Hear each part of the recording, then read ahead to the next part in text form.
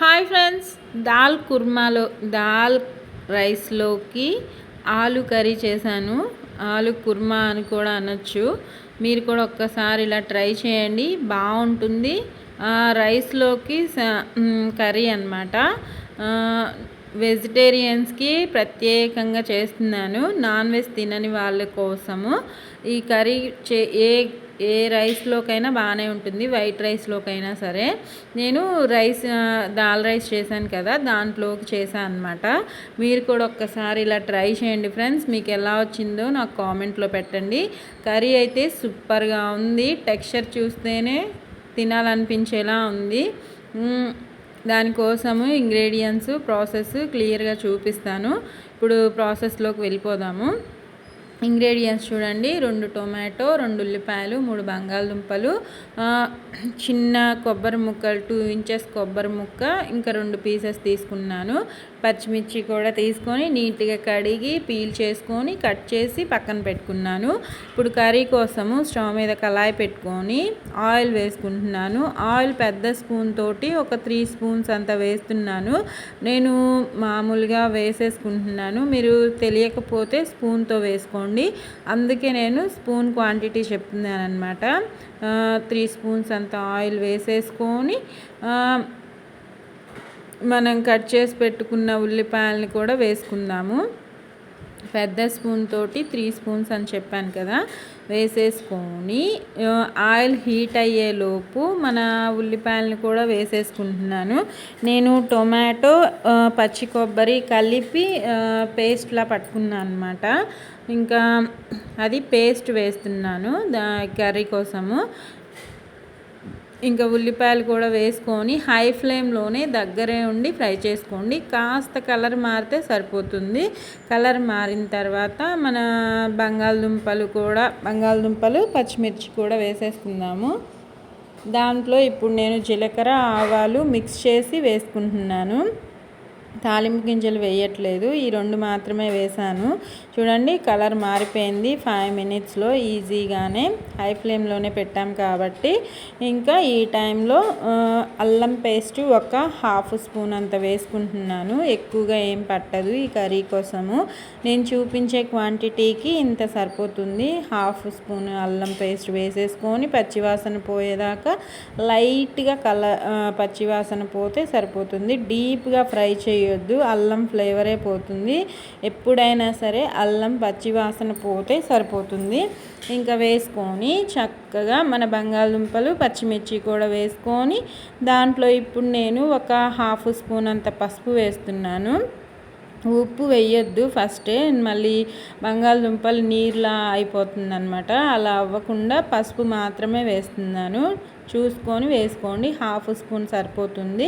చక్కగా మిక్స్ చేసుకొని మూత పెట్టి లో ఫ్లేమ్లోకి మార్చుకొని బంగాళదుంప కాస్త మగ్గేంత వరకు ఒక 10 మినిట్స్ మగ్గించుకోండి. ఆ టెక్స్చర్ కూడా మీకు చూపిస్తాను క్లియర్గా. అప్పుడు మనకి తెలుస్తుంది 10 మినిట్స్కి మగ్గిందా లేదా అంటే. ఇంకా చూడండి, మూత పెట్టుకొని లో ఫ్లేమ్లో 10 మినిట్స్ మగ్గించుకుందాము. 10 మినిట్స్కి టెక్స్చర్ చూపిస్తాను. 10 మినిట్స్ అయిపోయింది, మూత తీసి చూద్దాం ఇప్పుడు. ఇదిగోండి, బంగాళదుంపలు కలర్ మారాయి, కాస్త మగ్గాయి.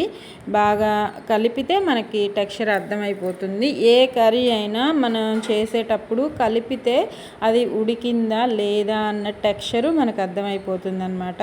నేను చెప్పాను కదా, చూపించిన పచ్చి కొబ్బరి, టొమాటో కూడా ప్యూరీలా చేసుకొని ఆ పేస్ట్ని ఇప్పుడు వేసుకుంటున్నాను.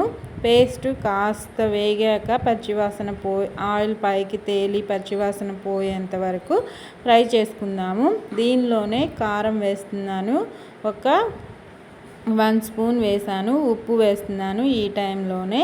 ఇందాక మనం వేయలేదు కదా, ఈ టైంలో ఉప్పు వేసుకుందాము. ఒక 1 స్పూన్ అంత ఉప్పు వేసేసుకొని చక్కగా ఒక్కసారి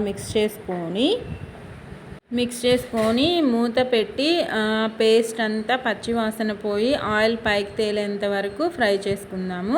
మూత పెట్టి లో ఫ్లేమ్లో ఒక 5 మినిట్స్లో ఆయిల్ పైకి వచ్చేస్తుంది, అది కూడా మనకు తెలుస్తుంది. 5 మినిట్స్ సరిపోతుంది. లో ఫ్లేమ్లోనే పెట్టుకోండి, మళ్ళీ అడుగు పట్టే ఛాన్సెస్ ఉంటాయి.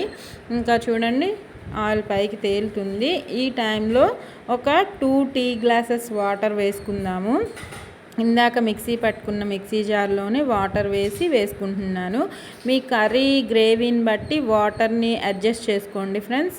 ఇంకా వేసేసుకొని వాటర్ వేసాక మీడియం ఫ్లేమ్కి మార్చుకోండి. మీడియం ఫ్లేమ్కి మార్చుకొని చక్కగా మిక్స్ చేసుకొని మూత పెట్టి ఈ వాటర్ అంతా చక్కగా ఇంకిపోయేదాకా మన కర్రీ గ్రేవీ ఎంత సరిపోతుందో అంతవరకు చూసుకొని ఉడికించుకోండి ఫ్రెండ్స్. ఇంకా అది బాగా కలిపేశాక ఉప్పు కారాలు ఈ టైంలో చెక్ చేసుకోండి. సరిపోకపోతే వేసుకోండి. నాకైతే సరిపోయాయి. ఒక 15 మినిట్స్కి కర్రీ చూపిస్తాను. టెక్స్చరు మూత తీసి చూద్దాము. చూడండి ఇలా ఉంది. వాటర్ అంతా దగ్గర పడిపోయింది. ఇంకా కర్రీ కూడా చక్కగా దగ్గరికి వచ్చేసింది. ఇంకా లాస్ట్లో ఇంకా మన గరం మసాలా, ధనియా పౌడరు, వెల్లుల్లి కలిపిన పౌడరు ఒక 1 స్పూన్ అంత వేస్తున్నాను. లాస్ట్లో వేసుకుంటే ఫ్లేవర్ బాగుంటుంది, కర్రీ టెక్స్చర్ కూడా బాగుంటుందన్నమాట. ముందే వేస్తే దీని ఫ్లేవర్ అంత అనిపించదు, అందుకే లాస్ట్లో వేస్తున్నాను. ఇంకా ఇది వేసాక ఒక 5 మినిట్స్కి ఆయిల్ పైకి తేలుతుంది, అది కూడా చూపిస్తాను. అప్పుడు మన కర్రీ రెడీ అయిపోయినట్టేనండి. ఇంకా కలిపేసుకొని మూత పెట్టి లో ఫ్లేమ్లో చూపిస్తాను 5 మినిట్స్కి. చూడండి 5 మినిట్స్కి మన కర్రీ ఎంత కలర్ఫుల్గా ఉందో, టేస్ట్ కూడా అంతే బాగుంది. మీరు కూడా ఒక్కసారి ఇలా ట్రై చేయండి ఫ్రెండ్స్. నా వీడియో వంటలు నచ్చితే సబ్స్క్రైబ్ చేసుకోండి. ఓకే ఫ్రెండ్స్, కర్రీ చూడండి బాగుంది కదా. ఇంకా కొత్తిమీర వేసుకొని మన రైస్లోకి, చపాతీలో కూడా ఇంకా సూపర్గా ఉంటుంది. ట్రై చేయండి. మీకు నచ్చితే లైక్ చేయండి. Thank you for watching friends. ఇదిగోండి కర్రీ మాత్రం రైస్లో తిన్నాను నేను. దాల్ రైస్ పెట్టాను కదా వీడియో ఆల్రెడీ, ఆ రైస్లోకి చేశాను అనమాట. కలర్ రైస్లోకైనా వైట్ రైస్లోకైనా సూపర్గా ఉంటుంది. ట్రై చేయండి friends. Okay friends, bye, take care, thank you for watching.